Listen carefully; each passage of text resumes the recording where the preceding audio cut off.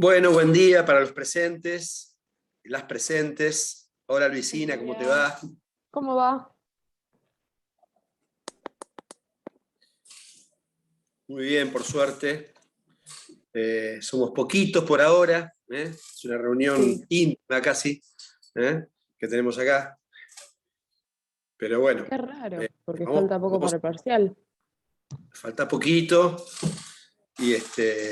Y nada, y es un grupo, si bien es siempre reducido, eh, eh, la verdad que yo he sentido que es muy respetuoso, prestan atención, siguen lo que uno dice, pero bueno, son pocos. Sí. Hoy son más pocos de lo habitual, así que imagino que se van a ir sumando algunas otras personas. Esperemos. Bueno, eh, como ustedes, vamos a seguir el hilo de la conversación, de la charla, del encuentro de la semana pasada.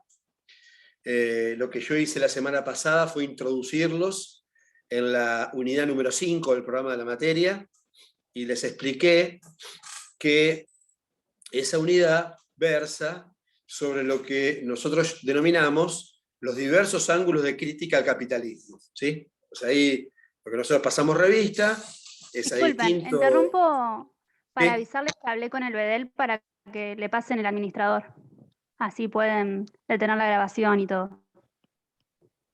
Bueno, no Así hay que ahora se problema. conecta y te lo pasa. Está bien, no hay problema. Con la grabación, en mi caso, no tengo problema. Podemos, sí, después detenerla, pero no habría problema por eso.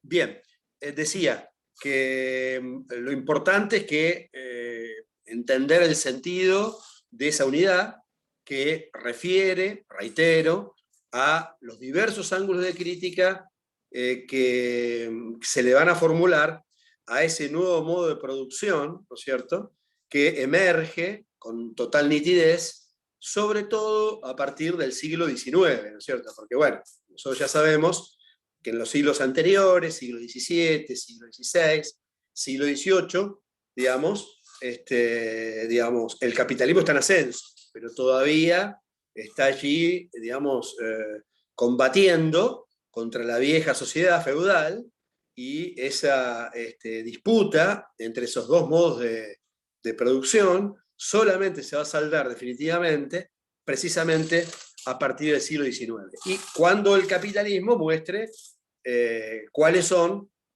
¿no es cierto?, los rasgos más importantes, más decisivos, más determinantes que hacen a su manera de funcionar. Y bueno, en ese sentido, nosotros en la semana pasada pasamos revista a las teorías reaccionarias, que yo les dije que solamente eran comprensibles en aquel contexto. Es decir, les dije, entre otras cosas, que hoy nadie defendería ideas como esa porque sería un verdadero disparate que alguien pretendiera, digamos, recuperar, ¿no es cierto?, el orden feudal en pleno siglo XXI. Pero bueno, en aquel momento, en aquel contexto histórico, sí, claro que tenía sentido, porque, como les dije hace un momento, había dos modos de producción que estaban librando una batalla decisiva, quizá la batalla más importante, que por supuesto que en la batalla en la cual iba a triunfar el modo de producción capitalista, pero los actores sociales, beneficiarios de la vieja sociedad feudal, iban a resistir por todos los medios posibles, iban a resistir su liquidación como clase social económicamente dominante, y ahí iban a intentar por todos los medios que el mundo feudal, con todos sus privilegios vinculados con el origen, con las castas, etcétera, con las creencias incluso, no desapareciera. Y bueno, entonces en ese marco es que deben entenderse, deben estudiarse y deben interpretarse las ideas de los teóricos reaccionarios a las que hice referencia la semana pasada. Y lo que hice en la última parte de ese encuentro fue introducirlos a las ideas de los socialistas utópicos. Yo les dije que también, otro tanto, las ideas de los socialistas utópicos solo se pueden entender a partir de lo que va a ser la doliente situación de los trabajadores, de los proletarios, digamos, siguiendo la denominación del siglo XIX, y cómo los trabajadores, lenta, pero digamos de una manera pertinaz, se iban a unir primero y a organizar económica y políticamente. Y entonces, a partir de allí, yo les di dos ejemplos, referí acerca de dos hitos de ese camino de organización. En primer lugar, la referencia para los que destruían máquinas, los ludistas, el movimiento ludista, ¿no es cierto? Y luego, más tarde, ya con otro grado de conciencia y de organización, sobre todo política, el movimiento cartista, que aparece en Inglaterra, y que plantea algunas reivindicaciones en ese momento centrales, ¿sí?, de la clase trabajadora, fundamentalmente dos, que yo les mencioné: una, la de una jornada limitada de trabajo, y la segunda, la de un sufragio universal, porque yo les decía que los derechos cívicos, los derechos políticos, el sufragio estaba reservado a las clases propietarias, y por lo tanto los trabajadores, los proletarios, no tenían derecho a acceder a esa circunstancia. O sea que los derechos de ciudadanía estaban, digamos, de alguna manera, ligados al acceso previo a la propiedad privada. O sea que ser propietario, de alguna manera, te permitía participar de los derechos políticos. Y esto me parece importante porque, claro, la única manera de poder participar de esa disputa electoral, y la posibilidad incluso de poder formar partidos propios y ungir candidatos propios del proletariado, era a partir de que se les reconociera, ¿no es cierto?, los derechos de esa naturaleza.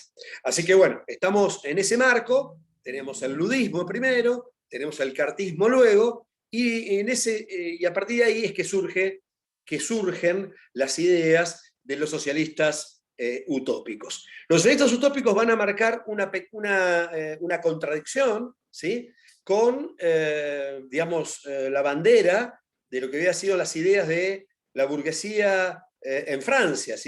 Recuerden ustedes que la burguesía en Francia había enarbolado la bandera de la libertad, la igualdad y la fraternidad. Y bueno, y precisamente lo que van a hacer los socialistas utópicos es poner sobre el tapete, esas tres banderas, la van a someter a una aguda crítica, y van a decir que no existe en el mundo, engendrado por la burguesía, en ese mundo capitalista, digamos ya del siglo XIX, no existe igualdad, sino que lo que se verifica es desigualdad social, que no hay libertad, sino que lo que se verifica es esclavitud económica, y que no hay fraternidad, sino que lo que uno puede observar es una abierta lucha de clases, una nueva lucha de clases, ¿sí? Es decir, en este nuevo capítulo de la historia, ya no entre la burguesía y la nobleza, eso había sucedido en el periodo anterior,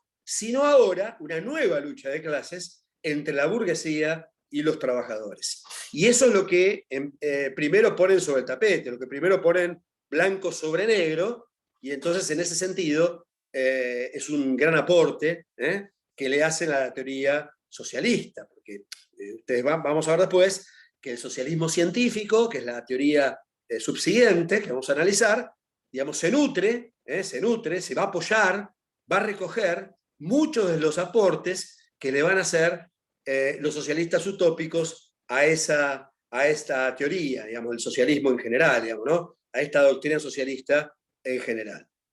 Así que esto me parece bueno que no lo pierdan de vista. O sea que en primer lugar, digamos, someten a crítica a las banderas de lo que había sido la divisa revolucionaria francesa, ¿no?, de la Revolución Francesa burguesa, triunfante en 1789. Los socialistas utópicos no van a actuar como representantes de los intereses del proletariado únicamente.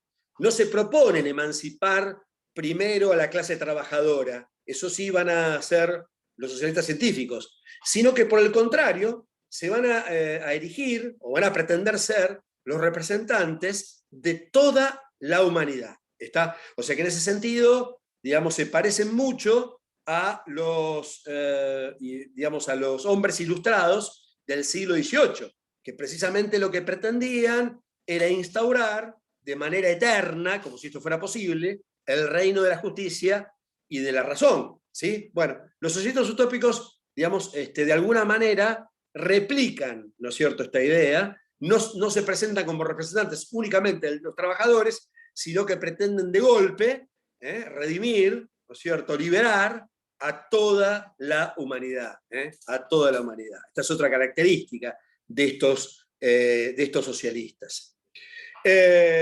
Y como pretenden instaurar, ¿no es cierto?, como pretenden instaurar, digamos, el mundo, definitivamente, el mundo de la justicia y la razón eterna, es decir, en ese sentido, indudablemente, esta es una postura idealista desde el punto de vista filosófico, ¿sí? Porque de alguna forma lo que están diciendo es, bueno, de lo que se trata es de elaborar una receta para edificar una sociedad idílica, una sociedad ideal, ¿está? Como si fuera una receta de cocina. O sea, de lo que se trata es decir, bueno, vamos a poner tanto de justicia, tanto de igualdad, tanto de equidad, y digamos, a partir de mañana, si somos capaces digamos, de idear esa receta, podremos construir, podremos instaurar, ¿no es cierto?, como dije recién, una sociedad perfecta. Bueno, esto no es posible, ¿no es cierto? Esto es simplemente una postura voluntarista, manejando si ustedes ya manejan las herramientas teóricas de la unidad número 1, sería de alguna manera, digamos, adherir a la tesis del libre albedrío. ¿Se acuerdan que el libre albedrío enseñaba que, digamos, solo alcanza con la voluntad de los seres humanos para modificar la realidad? Es decir, que la realidad puede modificarse, digamos, sin ningún tipo de, sin tener en cuenta ningún tipo de límite, de limitación alguna, de condicionamiento. No hay condicionamiento para quienes creen en la tesis del libre albedrío. Bueno, los socialistas utópicos de alguna forma están adhiriendo, lo sepan o no, a la tesis del libre albedrío. Porque están diciendo, a partir de mañana vamos a vivir en una sociedad idílica, ideal, perfecta, ¿no es cierto? Donde no va a haber hambre, donde no va a haber desocupación, donde no va a haber explotación del hombre por el hombre, donde no va a haber desigualdad, ¿está? Donde no va a haber desigualdad de género. Bueno, pero en definitiva, esto no como un producto del desarrollo histórico, sino como producto simplemente de la voluntad de hombres y mujeres que así se lo propongan, ¿no es cierto? Es decir, que siguiendo a esta lógica, si por ejemplo ese hombre genial, ¿no?, capaz de diagramar esa receta de la sociedad ideal hubiera aparecido 10 siglos antes, pues entonces le hubiéramos ahorrado a la humanidad 10 siglos de sufrimiento, ¿no?, de padecimientos, ¿sí?, de sucesos trágicos, etcétera, etcétera. No, bueno, esto no es posible, ¿sí? Esto no es posible, digamos, en todo caso, ya sabemos que, digamos, las sociedades han avanzado en función de, sí, la lucha de clases como un elemento fundamental, pero además como producto del desarrollo de sus fuerzas productivas. Es decir, no podemos, a esta altura ya van ustedes viendo que no se pudo, digamos, sortear normalmente, no se pueden sortear los modos de producción. Es decir, por eso arrancamos desde la comunidad primitiva, cuando analizamos cuando diagramamos el programa de la materia, pasamos por la sociedad esclavista, luego por la sociedad feudal y finalmente arribamos a la sociedad o al modo de producción capitalista, ¿sí? Bueno, de alguna manera los socialistas utópicos están prescindiendo de este orden, ¿no? Y pretendiendo poder, digamos, edificar una sociedad ideal, reitero, súbitamente, ¿no es cierto? Independientemente de si en ese marco social están o no dadas las condiciones para ello. Es bueno saber que los socialistas utópicos formulan sus teorías, sus ideas, a comienzos del siglo XIX, ¿sí? Y esto es algo importante porque fíjense que comienzo del siglo XIX, el modo de producción capitalista, digamos, estaba todavía muy poco desarrollado, muy poco desarrollado. Y entonces Engels, Federico Engels, precisamente dice, claro, las teorías de los socialistas utópicos lo que están reflejando, esas teorías incipientes, ¿no?, de crítica al sistema, están reflejando el incipiente grado de desarrollo del propio capitalismo. O sea que están en sintonía esas ideas con el desarrollo del modo de producción, de este nuevo modo de producción que se llama capitalismo, ¿sí? Y entonces la conclusión que hay que sacar allí es que es muy difícil acertar, ¿no es cierto?, con una propuesta superadora de lo que se está criticando, cuando todavía no se conoce acabadamente aquello a lo que se critica. ¿Entienden lo que estoy diciendo? Me detengo un segundo. ¿Me entienden las presentes? Brenda, ¿me entendiste? ¿Sí? Sí, sí, sí. ¿El resto? Lo que estoy diciendo es que cómo hacer para presentar una propuesta superadora de un determinado orden social si yo no lo conozco lo suficiente, si no se ha desarrollado lo suficiente, si no ha mostrado todavía, ¿sí?, cuáles son las leyes internas que la gobiernan. Es muy difícil, ¿sí? Es simplemente, en todo caso, digamos, apostar a soluciones intuitivas, que en muchos casos, y por eso los socialistas utópicos merecen ser recordados y están incluidos en el programa de la materia y de toda la materia, de todos los programas de derecho político del país, porque han sido geniales, porque han podido en gran medida intuir, ¿sí?, cuáles podían ser las posibles soluciones a los problemas o los conflictos que acarrea este modo de producción. Pero indudablemente no podían dar con una propuesta integralmente superadora por lo que acabo de decir. ¿Estaban dónde? Estaban en el llano, para que se entienda gráficamente. No estaban arriba de la montaña. Uno arriba de la montaña tiene una perspectiva, ve, digamos, la realidad de una manera mucho más clara, ¿me entienden? Es decir, la perspectiva es totalmente diferente. Cuando uno está en el llano, y bueno, ve prácticamente lo que tiene delante de las narices, mucho más no puede observar, ¿sí? Bueno, esto era, en alguna medida, lo que, digamos, el problema, digamos, ¿no?, o las limitaciones, ¿sí?, con las que tuvieron que lidiar los socialistas utópicos. Que se llamaron utópicos, o se los denominó utópicos, alguien los denominó utópicos. Les digo quiénes. Los que los denominaron utópicos fueron Marx y Engels, ¿sí? Ellos a sí mismos no se llamaban socialistas utópicos, ¿sí? Entonces ellos eran pensadores socialistas, algunos franceses, otros ingleses, ¿sí?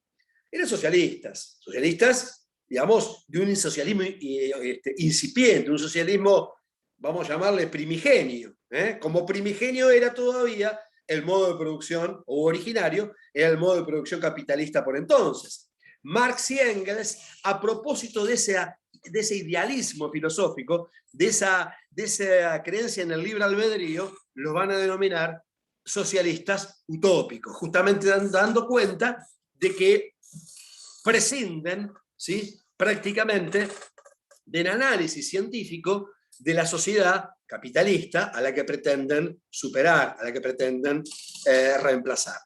Ahora bien, que los hayan llamado utópicos no significa que no se hayan admirado. Marx y Engels se admiran, ellos mismos lo dicen expresamente, que se admiran de los geniales gérmenes de ideas que hay precisamente en las principales tesis de estos socialistas utópicos. Y de hecho, el socialismo utópico es una de las fuentes del socialismo científico, una de las fuentes más importantes, ¿sí? El socialismo científico la representa el socialismo utópico, ¿sí? Es más, desde el punto de vista de la doctrina política del marxismo, el socialismo utópico es su fuente.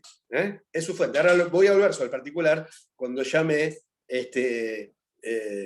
ocupe del marxismo, ¿sí? Del socialismo científico. Pero les adelanto que el socialismo utópico es fuente del socialismo científico, ¿sí? O sea que hay una continuidad, en todo caso, en el desarrollo de las ideas desde el socialismo utópico al socialismo científico. Por eso hay un artículo de Engels que se llama precisamente así, del socialismo utópico al socialismo científico, ¿sí? Donde Engels ahí reconoce, más allá de marcar las limitaciones de estos socialistas, reconoce que tanto Marx como él se apoyaron en muchas de las intuiciones geniales que habían, de alguna manera, adelantado estos socialistas utópicos. Vamos a ver algunas de los aportes que al ideario socialista le van a formular estos teóricos.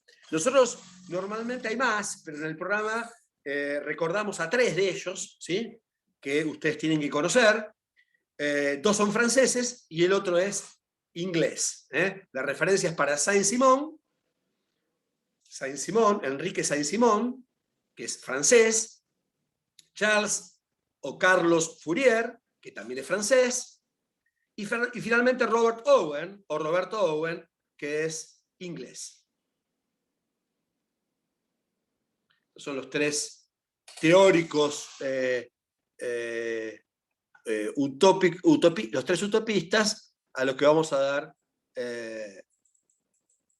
vamos a pasar revista. El primero, Enrique Saint-Simon, ¿sí? Francés. Un personaje, ahí se incorporó María, que siempre nos acompaña, eso nos pone contentos, nos alegra, ya la estábamos extrañando. Vamos a esperar que ahí desempolvó, bueno, se acompaña el gato de Luisina también, es hermoso, o hermosa, no sé si es gato o gata. Soportable, es gato. Es hermoso. Bueno, María ya está lista, ya está con el arma en la mano, así que, bueno, pronta a disparar. Perfecto, así que puedo seguir. Estamos con los socialistas utópicos, María, para que sepa con qué. Era con el tema que yo había dicho que iba a comenzar la charla de hoy. Pero ya nos estamos metiendo, empezamos a desarrollar las ideas de ellos. Y el primero al que voy a pasar revista se va a llamar Enrique Saint-Simon. Enrique Saint-Simon, francés, que es un tipo, es de esos tipos que a veces no solamente uno los debe estudiar, sino que da gusto estudiarlos, porque son casos raros desde el punto de vista histórico. Digo raros porque normalmente, siempre digo, normalmente los sujetos representan los intereses de la clase social a la que pertenecen, ¿sí? Es decir, si habla un noble, seguramente va a pujar por los intereses de la nobleza. Si habla un burgués, por los intereses de la burguesía. Si habla un trabajador, por los intereses de los trabajadores. Pero hay excepciones históricas, hay excepciones históricas, y esta es una. ¿Por qué? Porque Saint-Simon era conde, era noble, ¿sí? Era noble, y sin embargo dedicó toda su vida a la defensa de lo que él va a llamar la clase más numerosa y pobre de la sociedad, ¿sí? Así la denomina. La clase más numerosa y pobre de la sociedad. Es decir, los proletarios del siglo XIX, de esa primera parte del siglo XIX en la cual actuó Saint-Simon.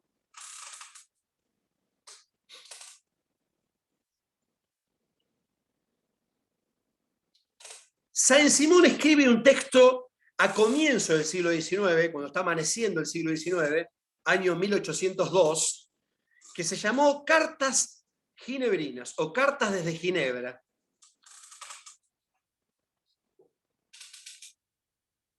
Y en ese texto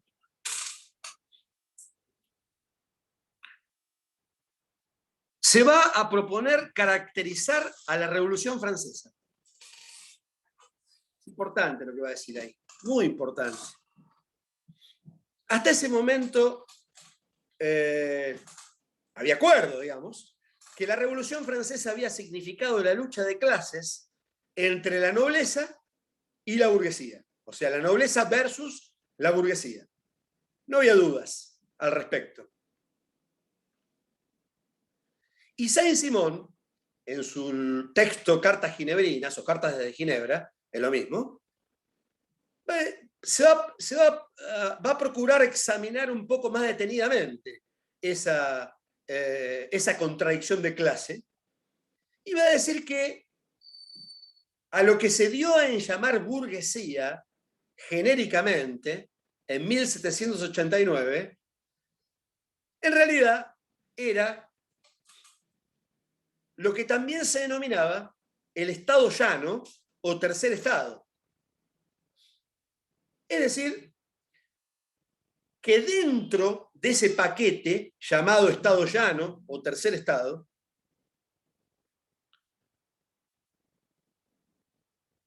había burguesía,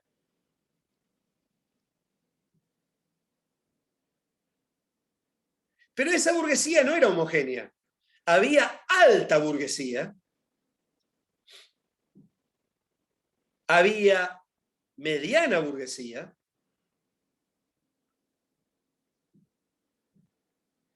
había pequeña burguesía,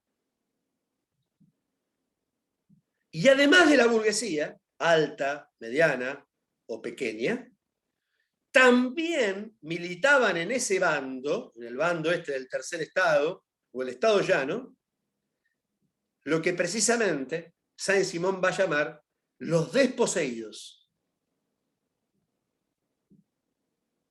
Es decir, los proletarios, los que solamente tenían para vender en el mercado, ¿sí?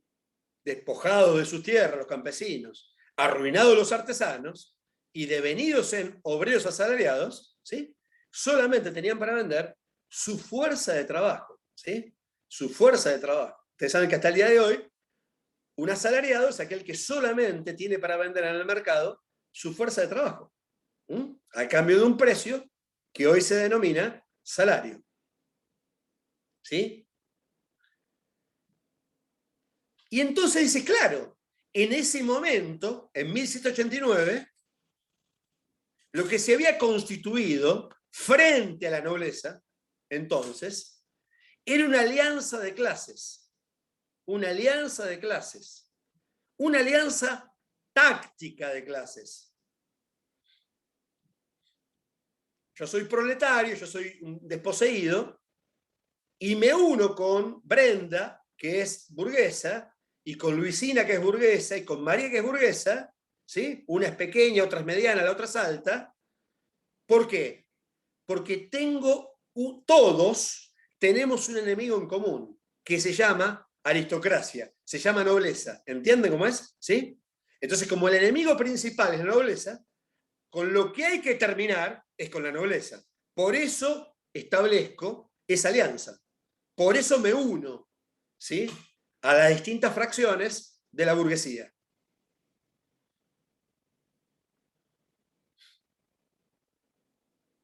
¿Y qué conclusión saca Saint-Simon de esto? Muy interesante. Se terminó el problema de la nobleza, ¿sí? Hemos triunfado, ¿sí?, contra la nobleza. Hemos instaurado, ¿sí?, el mundo según el cual es ahora la burguesía, la clase social económica y políticamente dominante. La pregunta que se hace a Saint-Simon es, ¿se terminaron las contradicciones de clase? ¿Se terminaron las luchas de clases? Y la respuesta es no. La respuesta es no. Por el contrario, lo que se va a inaugurar ahora es una nueva era. Los proletarios ya no van a ser aliados, amigos de la burguesía. A partir de ahora, van a entrar en contradicción y en lucha. ¿Se comprende lo que estoy diciendo? ¿Todas? ¿Entienden? María, ¿se entendió? Bueno.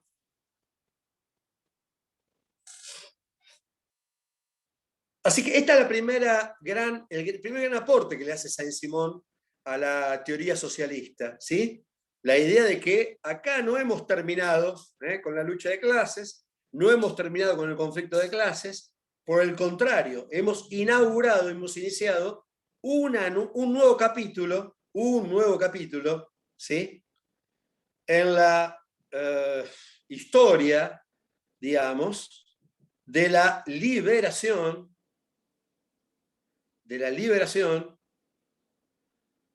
de la humanidad. Un capítulo más. Ahora con protagonistas distintos, diferentes. ¿Sí?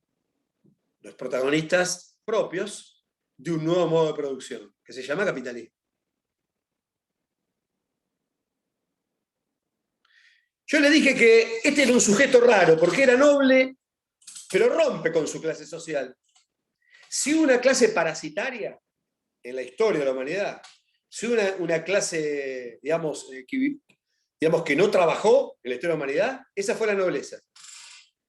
Y sin embargo, Saint-Simon dice, sienta la tesis, la consigna, de que todos los hombres deben trabajar.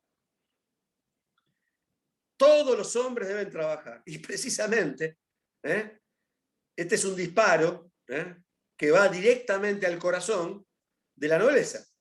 ¿Sí? En primer lugar. En primer lugar.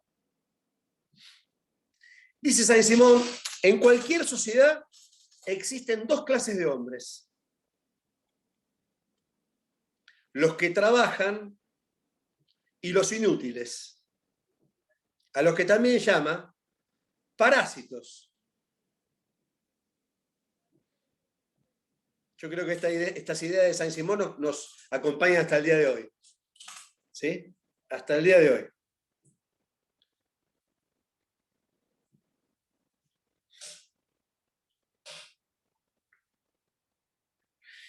Dice Saint-Simon, imaginemos que la sociedad se divide en 25 partes. ¿Sí? En 25 partes. 24 de esas 25 partes la conforman los hombres que trabajan. O sea que la inmensa mayoría de la sociedad son, ¿sí?, trabajadores. Y solamente una parte de esas 25 la constituye la de las personas, la de los seres humanos, ociosos, inútiles, vagos. ¿Sí?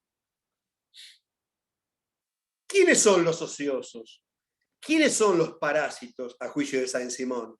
¿Quiénes son los inútiles? ¿Sí? En primer lugar, los nobles. Pero no solo los nobles, también los militares, que no producen nada. ¿Sí? Los rentistas. ¿Quiénes son los rentistas? Los que viven de rentas. ¿Sí?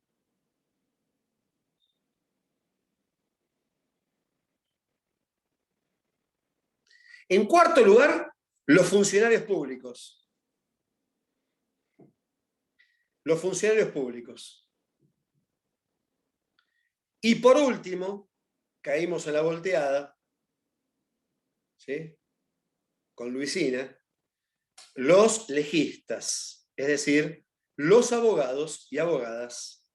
Pero, felizmente, Saint-Simon aclara, no todos los abogados y abogadas, sino los abogados y abogadas de los parásitos. Es decir, los abogados y abogadas que defienden a los nobles, a los militares, a los que viven de rentas y a los funcionarios públicos.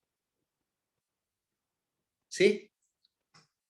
No los abogados de los trabajadores, por ejemplo. ¿Sí? Esos no son parásitos. ¿Mm?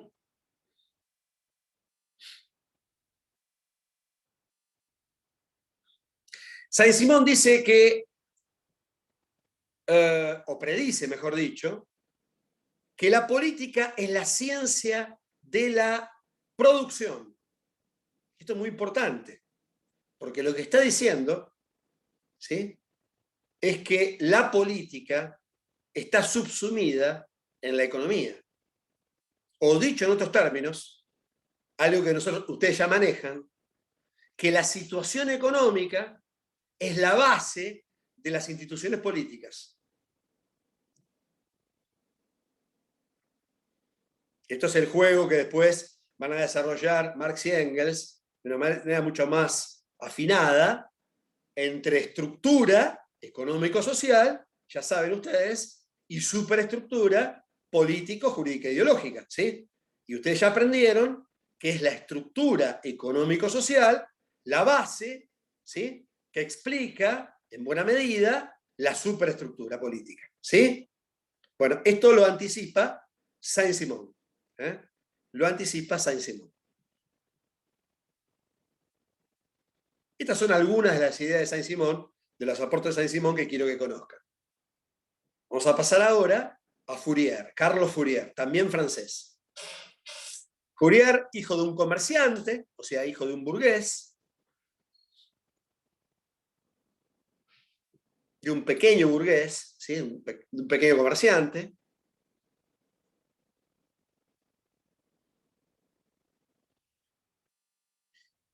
Y un personaje muy agudo, ¿sí?, en sus observaciones. Tan agudo que Fourier va a decir, por ejemplo, que el capitalismo es un sistema insólito. Es un sistema insólito, porque es demasiado contradictorio, tan contradictorio que para que a algunos le vaya bien, a otros le tiene que ir mal. Y él da ejemplos al respecto. Dice, por ejemplo, para que a un médico le vaya bien, ¿qué tiene que haber? Pregunto, ¿qué tiene que haber?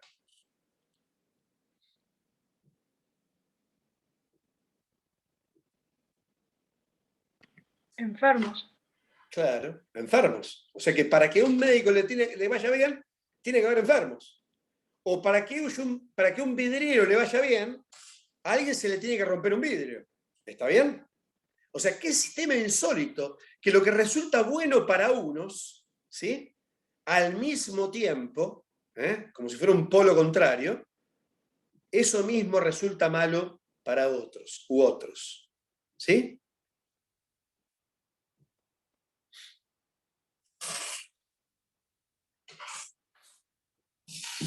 Fourier plantea una sociedad ideal. Yo le dije que los utópicos apuntaban a una sociedad ideal. Bueno, plantea una sociedad ideal, que es el plan al que Fourier denomina el plan del falansterio. Falansterio con F de fuerte. Falansterio.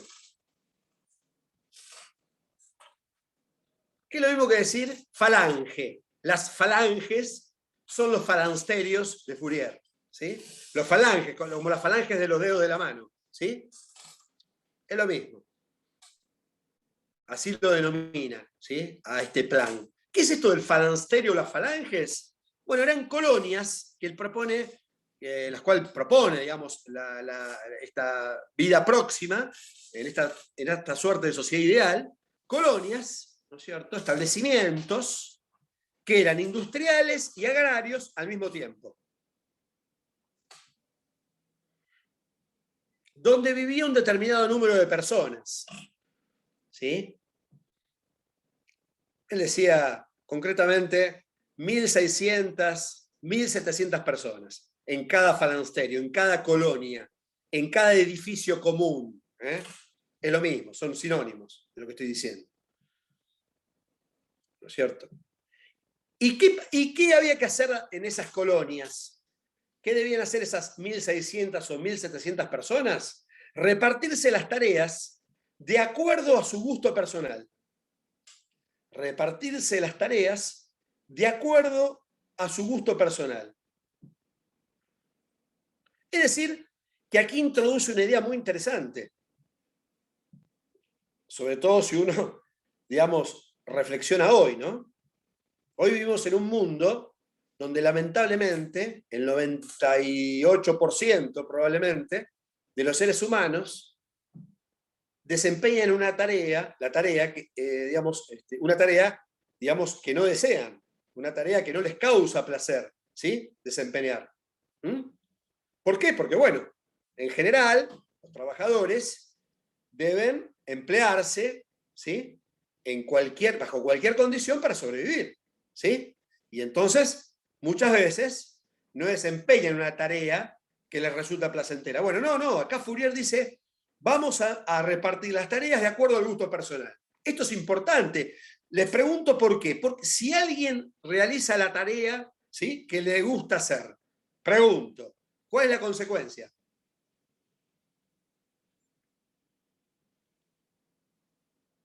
A ver, Brenda. Que lo van a hacer mucho mejor. Lo van a hacer mucho mejor. Es decir, que normalmente van a ser más productivos, ¿entienden? Más productivas, ¿sí? A mí me encanta dar clase, por ejemplo. Entonces yo soy más productivo si doy clase que si me ponen, por ejemplo, a cambiar neumáticos en una gomería. ¿Entienden lo que digo? Que es una tarea que no me gusta hacer. Entonces seguramente uno es más productivo cuando realiza la tarea que le gusta hacer. Ese es un poco lo que está planteando él, ¿sí? Pero además plantea otra idea interesante. Plantea la idea de que en el falansterio, o sea, en esa colonia común, ¿sí? se rote el trabajo físico y el trabajo intelectual. Es decir, que hagamos un poco de trabajo físico, pero luego hagamos un poco de trabajo intelectual. Y esto es muy importante. ¿Saben por qué es muy importante? Porque el capitalismo, hasta no hace mucho tiempo atrás, te diría que hasta ahora en algunas áreas, plantó, ¿sí? la odiosa división entre el trabajo físico y el trabajo intelectual, ¿sí? Que viene de la época de Aristóteles, esto viene de la época del esclavismo, ¿sí? Recuerden que en el esclavismo el trabajo físico era una tarea indigna de un hombre, ¿entienden? Reservada fundamentalmente ¿a quiénes? ¿A quiénes? ¿A quiénes estaba reservada el trabajo físico? ¿Y a los esclavos? Muy bien, Brenda. Fundamentalmente a los esclavos, ¿sí? Mientras que los hombres libres, ¿sí? tenían el monopolio, es decir, exclusivamente se dedicaban a pensar, a gobernar, a filosofar. No se olviden que para que haya habido un Aristóteles, seguramente hubo 5.000 esclavos que trabajaban. ¿Entienden lo que digo? ¿Sí? Para que pudiera engendrarse alguien como Aristóteles, que solamente se dedicó a pensar, ¿sí? A filosofar. Pero esto es importante, ¿no? Odioso esto, ¿no? La división entre el trabajo físico y el trabajo intelectual. No, dice Fourier. En las colonias, en estos falanterios, vamos a rotar el trabajo, ¿sí? Vamos a hacer un poco de trabajo físico y otro poco de trabajo intelectual. Realmente muy interesante las ideas que está planteando allí Fourier respecto de la sociedad por venir, ¿no? De la sociedad por venir.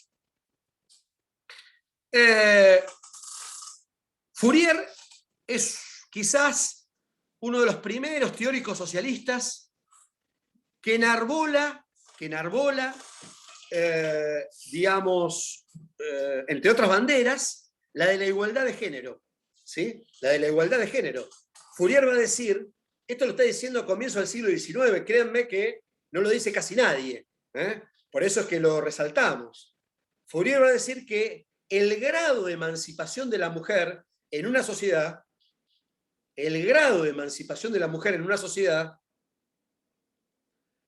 es como un barómetro natural, ¿sí?, que mide cuál emancipada, cuán avanzada es la sociedad en su conjunto. Es decir, que cuanto más emancipada está la mujer en esa sociedad, más avanzada es la propia sociedad. Si ustedes observan, ¿sí?, el régimen del Talibán, por ejemplo, ¿no? Digo el Talibán porque tiene actualidad en Afganistán, ¿sí?, yo creo que alcanza para darnos cuenta del acerto, ¿no es cierto?, del acierto de Fourier, ¿no?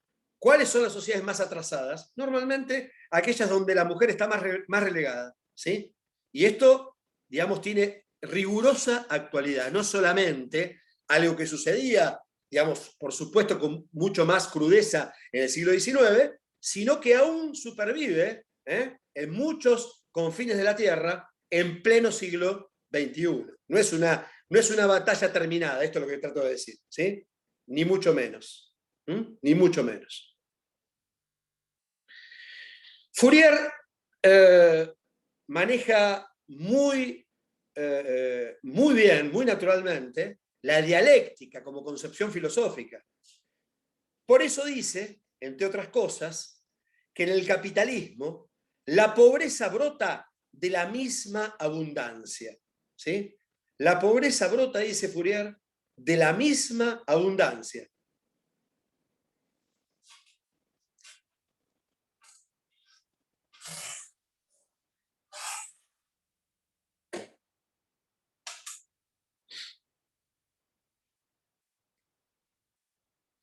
Y si uno observa el mundo actual, o sea, si esto que dice Fourier es cierto o no es cierto, observando el mundo actual, bueno, hay un montón de indicadores que nos permiten sostener la tesis de Fourier. Actualmente, estamos en el año 2021, hay 2.153, le digo el número exacto, ¿sí? 2.153 personas que tienen más de 1.000 millones de dólares. O sea, personas físicas, ¿sí?, en el mundo. 2.153 personas que poseen más de 1.000 millones de dólares.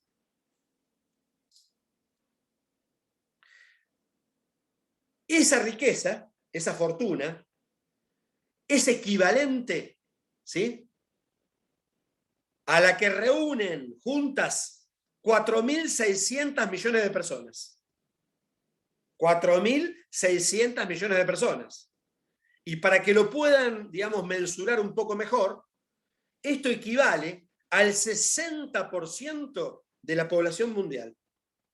O sea, lo que le estoy diciendo es que hay 2.153 fulanos o fulanas que reúnen tanta riqueza como el 60% de la población mundial. ¿Qué está diciendo Fourier? En el capitalismo, la pobreza brota de la misma abundancia. ¿Se dan cuenta entonces, sí? Cómo se generan dos polos antitéticos, cada vez más antitéticos, cada vez más lejanos uno del otro, ¿sí? Uno del otro. O otro indicador.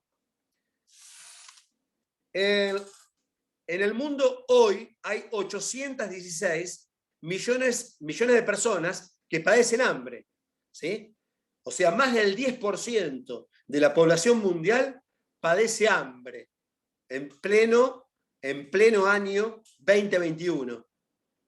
Pero paralelamente hay 650 millones de personas que son obesas, pero no son obesas por malnutrición, no. Son obesas por sobrealimentación. O sea, tenemos 650 millones de personas sobrealimentadas, mientras hay 810 millones de personas que padecen hambre. Otra vez, ¿sí?, ¿cómo se dan esta contradicción entre los dos polos de la sociedad en el mundo, digamos, ¿no? En todo el mundo. La contradicción del sistema capitalista. Bueno, esto lo está marcando muy bien, lo está marcando muy bien a comienzo del siglo XIX Carlos Fourier.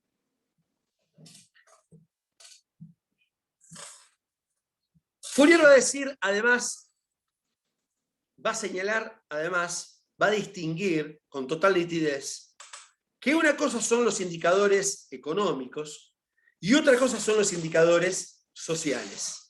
¿Sí? Que hay una, digamos, no son lo mismo, ¿eh?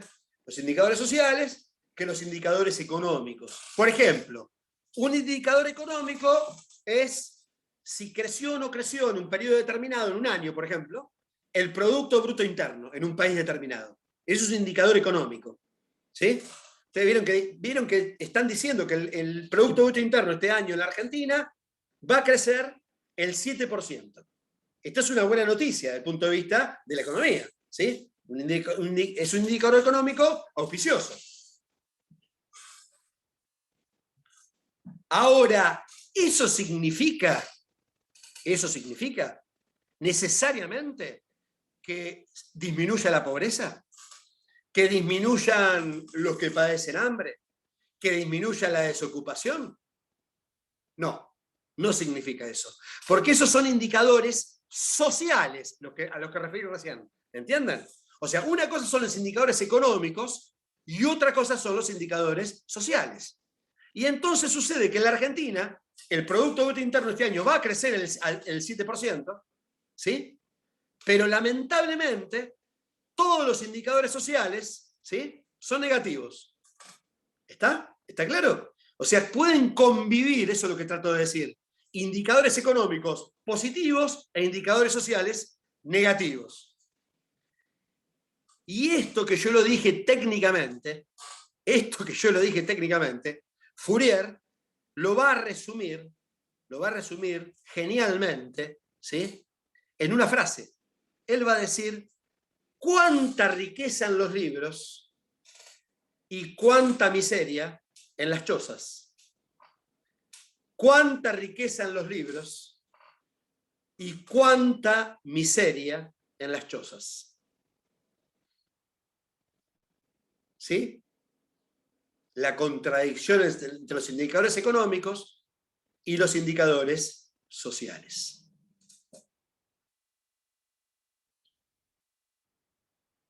El último aporte que hace Fourier, y que yo considero que es bueno que lo sepan y que lo lleven con ustedes a lo largo de la carrera, para polemizar con otros profes y otras profes, Fourier dice: el derecho no es nada, esto yo siempre lo recuerdo, el derecho no es nada si el hombre carece de garantías materiales para su ejercicio. Reitero, el derecho no es nada si el hombre carece de garantías materiales para su ejercicio. Pensemos por un momento. Ustedes saben que según la Constitución Nacional, todos tenemos derecho de aprender, ¿sí o no? Artículo 14, ¿sí?, de la Constitución. La pregunta es si todos efectivamente pueden acceder a ese derecho. ¿Entienden la idea? ¿Sí? ¿Todos pueden acceder a ese derecho? Sí, tenemos el derecho. ¿Podemos acceder todos a ese derecho? Signo de interrogación. ¿Está? En la Constitución dice: todos tenemos derecho a acceder a una vivienda digna. ¿Sí? Es cierto, todos tenemos ese derecho. Pregunto otra vez: ¿todos realmente accedemos a una vivienda digna? Y así podríamos seguir, ¿entiende? Con los ejemplos, ¿sí? Entonces, lo que está planteando ahí es que de nada sirve declamar derechos que no se pueden materializar. ¿Entiendan la idea? ¿Sí? O sea que es condición sine qua non para que el derecho se realice que los hombres y mujeres cuenten con garantías que son materiales, no conozco de otro tipo, ¿sí?, garantías materiales para alcanzarlos.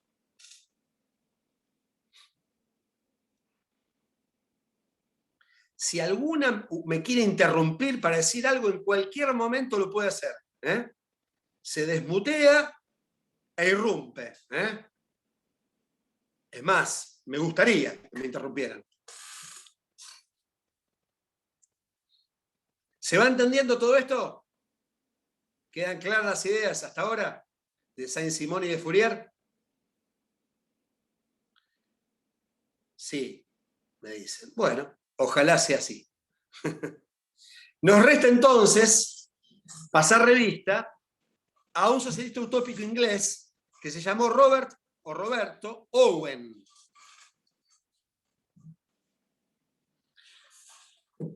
Acá no hay ningún varón, ¿no? En la reunión. A ver. Sí, Sí, profesor. está Osman. Sí, ahí. Está Osman. Osman ahí defendiendo la bandera masculina, el único. Ahí va. ¿Sí? Para que no me sienta solo. Muy Ahí bien. va. Y pregunté si había varones, porque como es bueno distenderse un poco, alguna vez en un examen parcial, ¿sí? En la época que Luisina era estudiante, seguramente, por ahí, alguien me puso Michael Owen en el examen. Michael Owen, para los que no recuerdan, era un futbolista inglés que jugaba muy bien. De hecho, nos dejó afuera de un mundial del 2002, el de Corea y Japón. ¿Sí? Pero bueno, no tenía nada que ver con este socialista utópico que se llama Robert Owen. Entonces yo siempre la recomendación que le doy es la siguiente. Si no se acuerdan del nombre, ¿sí? Solamente indiquen el apellido. ¿Está claro? ¿Sí? Pero no cometan aquel error garrafal que cometió ese compañero, ¿sí? Futbolero seguramente, que creyó que Michael Owen, además de jugar bien a la pelota, era un socialista utópico del siglo XIX. Agrego que tienen duda con el nombre y quieren agregarlo, nos preguntan a nosotros como para que quede lindo. Y no se mandan esa. Por supuesto, porque eso no cambia nada. No cambia nada, eso eso se lo podemos decir. Eso se lo podemos decir en el examen, no hay ningún problema. ¿Cómo se llamaba el fulano? Si es que se les hace una laguna, a veces se les hace un océano, tratemos que no sea de semejante dimensión la laguna el día del examen. Bueno, estamos con Owen. Owen era empresario, otro sujeto raro, otro sujeto extraño, porque era empresario y también dedica toda su vida a la causa de los trabajadores. Robert Owen, a comienzos del siglo XIX, precisamente el 1 de enero de 1800, vaya coincidencia, adquiere una fábrica textil en Escocia.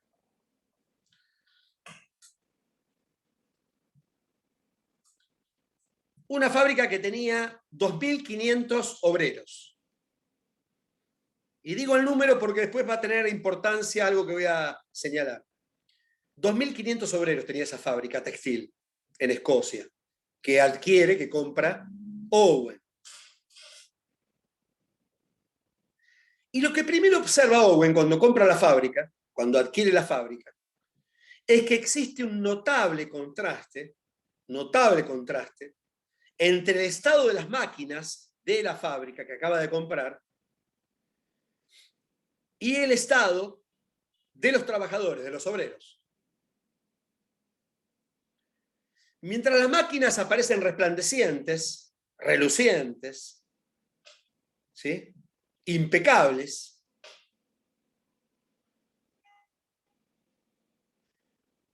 los trabajadores, los obreros,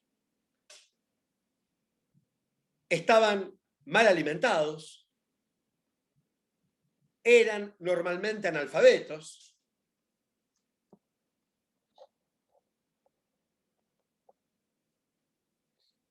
y la paga que recibían apenas que si les alcanzaba para sobrevivir.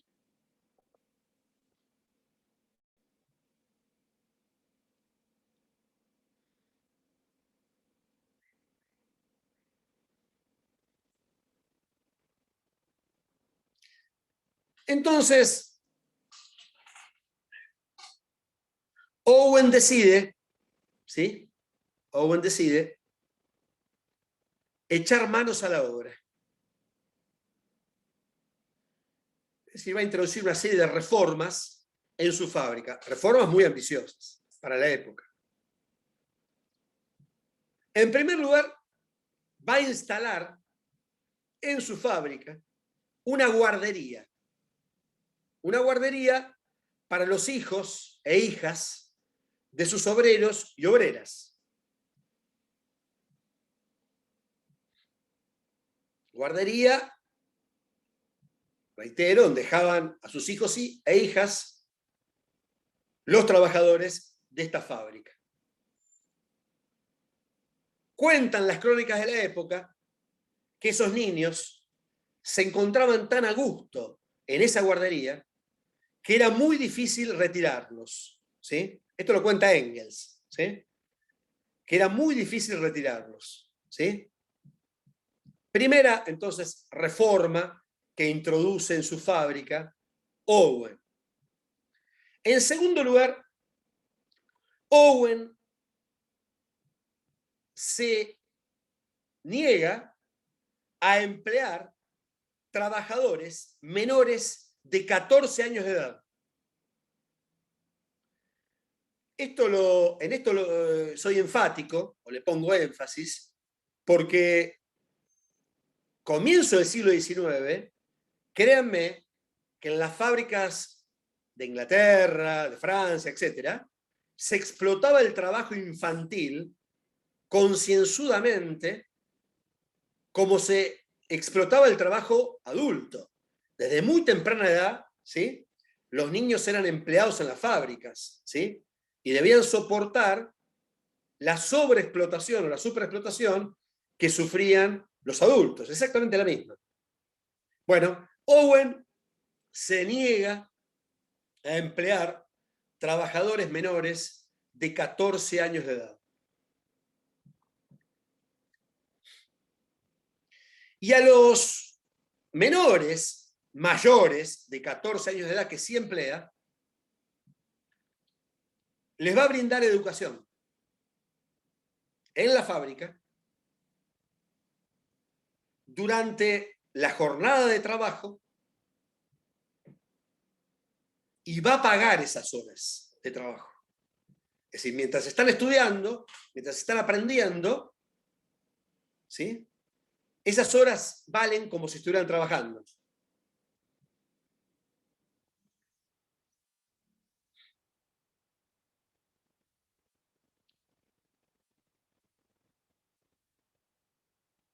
Owen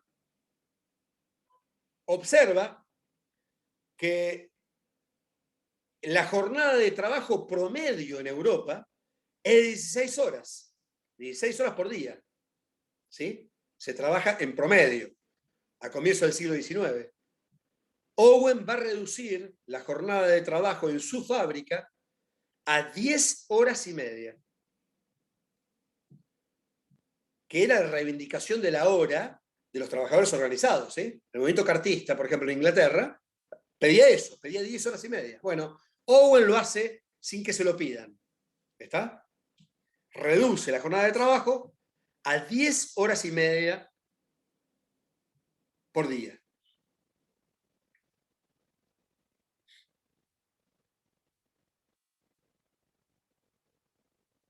En un momento determinado, se produce en toda Inglaterra, en todo el Reino Unido, una crisis algodonera, ¿sí?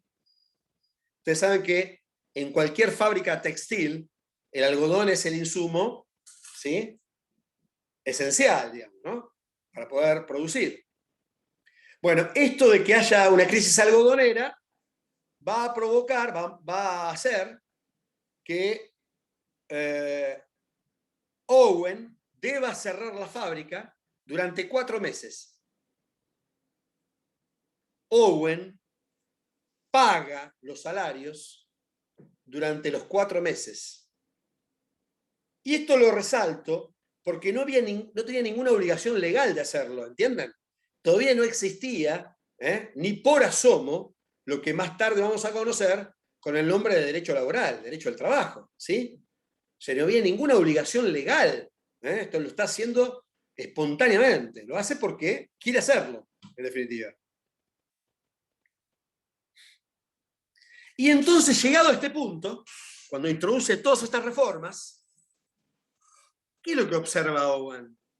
Owen observa que se ha producido una verdadera metamorfosis en sus obreros y obreras. Es decir, esas personas ahora son absolutamente diferentes. Ya no hay ni peleas en la fábrica. Los trabajadores no llegan embriagados a trabajar. Esto lo hacían para soportar las condiciones penosas de la época. Ya no hay ni jueces de paz, ni policía, ni procesos. ¿Está? Se terminaron los problemas en la fábrica de Owen. Y entonces, la conclusión a la que arriba Owen, que es muy importante, es que si cambian las condiciones materiales, subrayen eso, de vida, si cambian las condiciones materiales de vida, ¿sí? Puede cambiar la persona, el ser humano, puede ser otro, ¿sí? O si prefieren, que cada ser humano está condicionado severamente, ¿sí? Por las circunstancias que lo rodean en su vida. Fundamentalmente, en dos etapas de la vida. En la infancia y en la primera adolescencia, ¿sí? Esto es clave.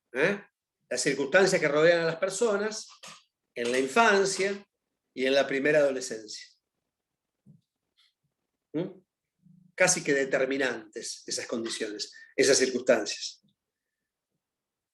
Esto es lo que está aportando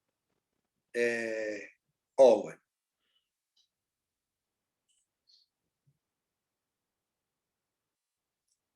Bueno, producidas todas estas reformas, Owen es celebrado, ¿sí? Se vuelve famoso, es reconocido como un benefactor por la sociedad de su tiempo, como un mecenas. Pero Owen se da cuenta de una cosa. Owen se da cuenta de que no alcanza, ¿sí?, con cambiar las condiciones en una fábrica, en este caso la de él, sino que de lo que se trata es de cambiar la sociedad. ¿Sí?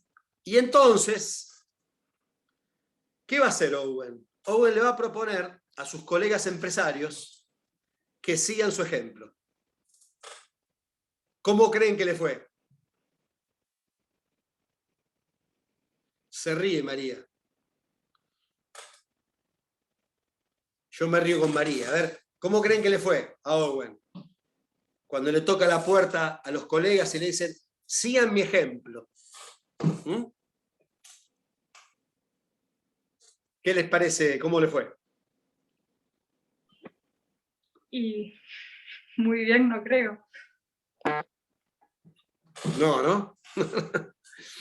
No solamente que no le va bien, o sea que no van a seguir su ejemplo, sino que, claro, ahora este tipo, digamos, ha dejado de hacer beneficencia en su fábrica.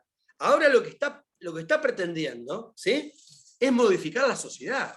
Lo que está planteando, en todo caso, ¿sí?, es lo que está poniendo de alguna manera en discusión, es la propiedad privada y la tasa de beneficio, ¿sí?, y la tasa de rentabilidad de las empresas. Ha ido demasiado lejos.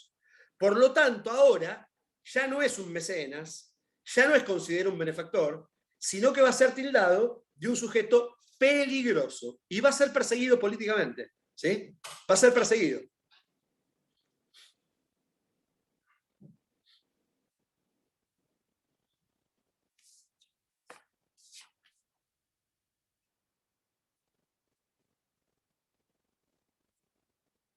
En 1829, luego de 29 años de administrar esa fábrica,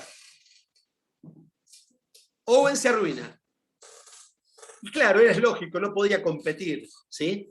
Con fábricas que prácticamente hacían vomitar sangre a los trabajadores, ¿sí? Era imposible. Pero bueno, 29 años después, la fábrica debe cerrar la fábrica, ¿sí? Y dedica el resto de su vida a la causa obrera, a la causa de los trabajadores. Y va a lograr, por ejemplo, que se vote en Inglaterra,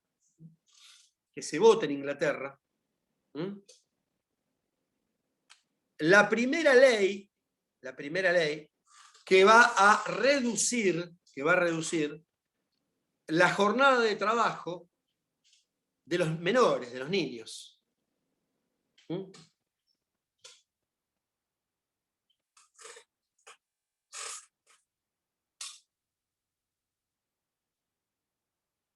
Y además va a impulsar dos cosas. Por un lado, va a impulsar cooperativas de consumo y de producción. De consumo y de producción. Las cooperativas de consumo y de producción han demostrado en la práctica que se puede prescindir tanto del fabricante como del comerciante.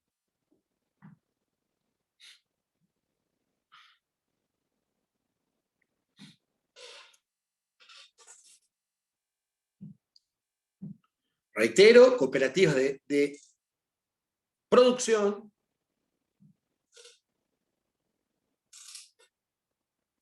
y de consumo. Han demostrado en la práctica la posibilidad de prescindir tanto del fabricante, el productor, como del comerciante. Y la otra cosa que impulsa van a ser los bazares obreros. Esto es muy interesante. Bazares obreros donde concurrían los trabajadores, como si fueran ferias, ¿sí? Concurrían los trabajadores e intercambiaban los productos de su trabajo,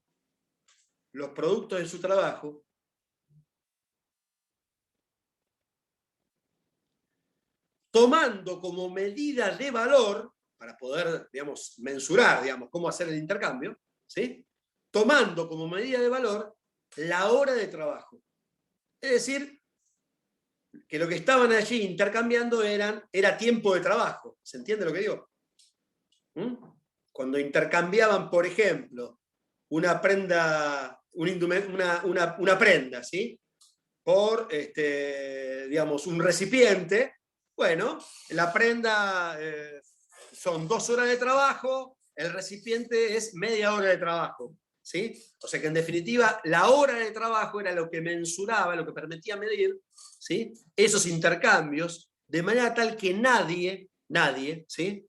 Digamos, pudiera sacar provecho de esos intercambios. Eran intercambios absolutamente justos, porque tenían que ver precisamente con el esfuerzo que le había demandado a cada trabajador la realización de ese producto.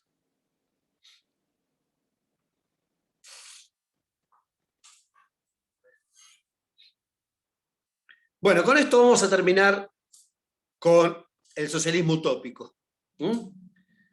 Y como es un tema central de la unidad número 5, el socialismo científico lo voy a dejar para el último encuentro, que es el de la semana que viene. ¿Sí?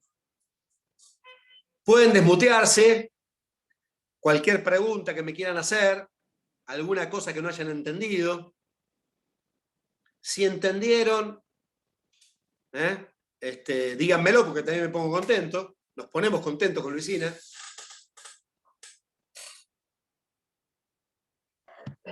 Yo me desmuteo para recordarles que hoy cierra el foro de debate y si no participan no pueden rendir, así que si no lo hicieron hasta ahora, apúrense porque quedan pocas horas. Sí, cumplan con esa requisitoria, que es una picardía, que están estudiando, que están cursando, que están siguiendo las clases, y por no participar de un debate o de un trabajo práctico, por ahí no poder rendir un examen. ¿Sí? Así que en eso no se duerman.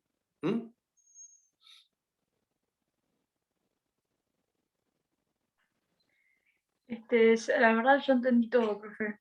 Muy buena la clase. Bueno, muchas gracias, Brenda. No, usted.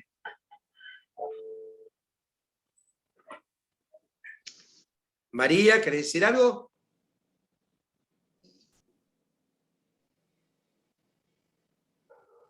Toca todos los botones, María. No.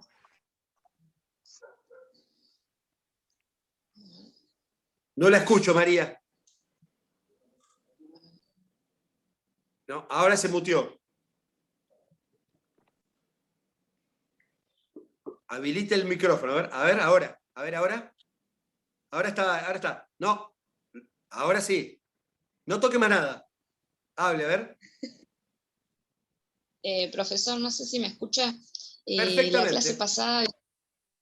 La clase pasada había dicho que había dentro de los socialistas un grupo que iba a criticar al capitalismo y había otro grupo que iba a avanzar, a mejorar las ideas. Estos que vimos hoy son precisamente los que mejoran las ideas, son los que proponen una mejor propuesta. En realidad lo que yo dije era que dentro de los socialistas hay dos grupos. Los utópicos, que son lo que vimos hoy, ¿no es cierto? Que tienen esa limitación, ¿no? Porque actúan a comienzos del siglo XIX, y entonces yo dije, el capitalismo está todavía muy poco desarrollado. Entonces, ¿cómo hacer para hacer una propuesta superadora si yo todavía no conozco el sistema que estoy criticando, que pretendo superar? ¿Se entiende? Entonces, por eso las soluciones que propugnan, en alguna medida, son idealistas, ¿sí? Son utópicas, como le van a decir Marx y Engels. Lo que vamos a ver la semana que viene es el socialismo científico, que es a partir de mediados del siglo XIX, cuando ya el capitalismo ha andado lo suficiente, y entonces la ventaja que tienen Marx y Engels es que pueden analizarlo mucho más profundamente. Y a partir de ese análisis pueden hacer una propuesta superadora, en función del propio desarrollo histórico, ¿está? O sea, lo que vamos a ver es que el socialismo científico dice, esto no es porque nosotros queremos que sea de esta manera. No, queremos que sea de esta manera, pero lo que nos demuestra el desarrollo histórico que vamos en esta dirección, ¿sí? Eso es lo que vamos a ver la semana que viene. Buenísimo, gracias. No, de nada. ¿Algún otro u otra que quiera hacer una pregunta?